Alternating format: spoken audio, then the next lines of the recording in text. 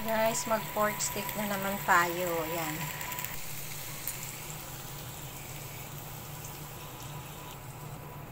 So, ito na guys. Magluluto na tayo. Ayan, golden brown ang ating garlic. Next na natin yung ating red onion. Ayan. So, ito na yung ating meat. Parang maliit to guys ha. Hindi nito sa maliit.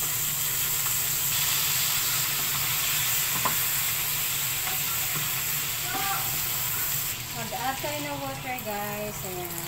Kalahati pa. Palambutin natin.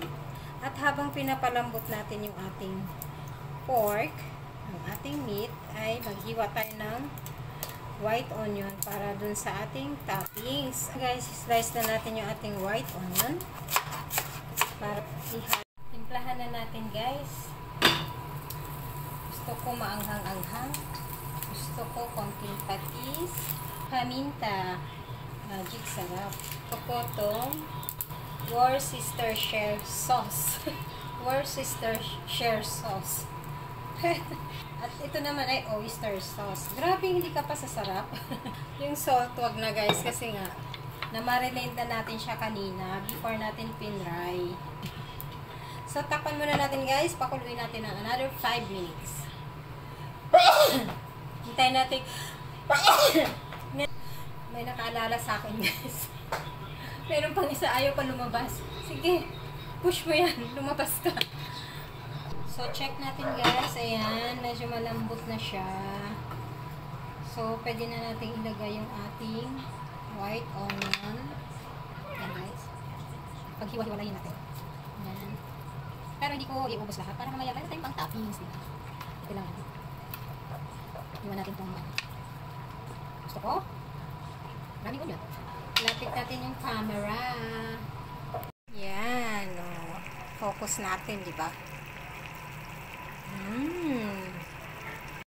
So, takpan natin. Pakuluin natin ng mga 3 minutes. Then, ready to serve. So, after 3 minutes, guys, ayan. Lagyan ko pala siya ng buong paminta. So, done cooking, guys.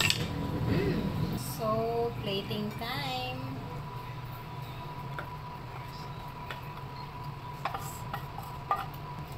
So, eto na siya guys. This is it. And syempre, mainit. Syempre, mainit yung ilalim. And eto na yung ating toppings. Yan. Yan.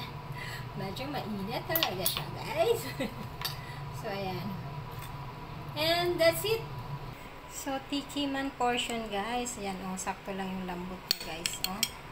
Sakto lang yung lambot niya. Tapos, oh.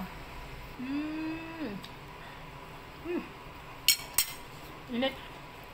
Yummy.